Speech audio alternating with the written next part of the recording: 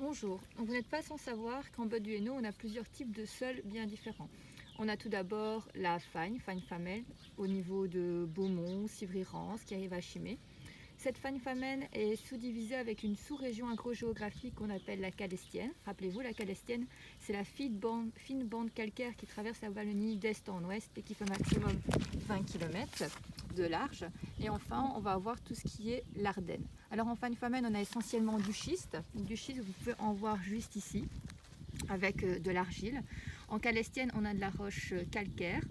Et en Ardennes, on a surtout éventuellement du schiste, du grès, et donc on a du sol argileux, schisteux, gréseux.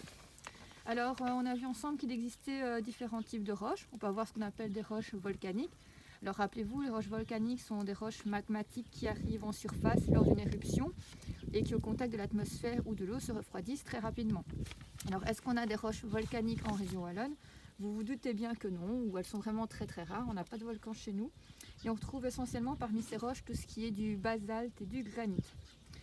On a bien évidemment les roches sédimentaires. Alors ça, les roches sédimentaires, vous les connaissez, hein, c'est l'accumulation de sédiments.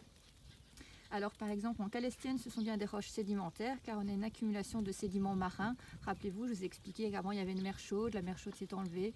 On a une accumulation de sédiments, de coquillages avec cette roche calcaire. Et on a également des roches métamorphiques. Donc là, les roches métamorphiques, c'est vraiment ce qu'on a ici. Donc c'est du schiste, notamment. Elles sont formées par la recristallisation de roches sédimentaires ou magmatiques sous l'action de la température ou de pression. Parmi les roches métamorphiques, on a tout ce qui est ardoise, schiste, marbre.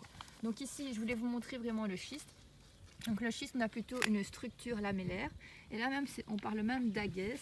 C'est un schiste particulier. Alors comment ça se passe? Le schiste, il faut savoir qu'il vient essentiellement de l'argile, qui sont des sédiments très fins composés de couches de silice et d'aluminium, hein, souvenez-vous. Cette argile, quand on a un sol qui est composé de plus de 20% d'argile, donc ça c'est de l'argile, on peut en voir ici, si on gratte, quand on a un sol composé de plus de 20% d'argile, on peut réussir à faire un boudin de terre avec. Cette argile s'est compactée pour donner du schiste, qui est vraiment ici avec cette structure lamellaire, cette roche. Et ça se compacte encore davantage. On aura tout ce qui est ardoise.